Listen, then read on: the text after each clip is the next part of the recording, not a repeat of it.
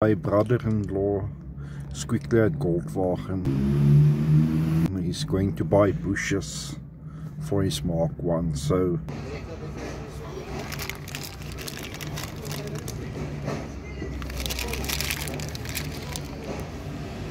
I will show you now the gear lever. He doesn't want to go in first. It's reverse. We can put it second. We will try it from second to first. Still nothing. Third, fourth and fifth. Here is the bracket. I'm going to change these bushes quickly. Here I'm comparing the old bushes with the new bushes. The bush keeps on popping out, so I've turned it around.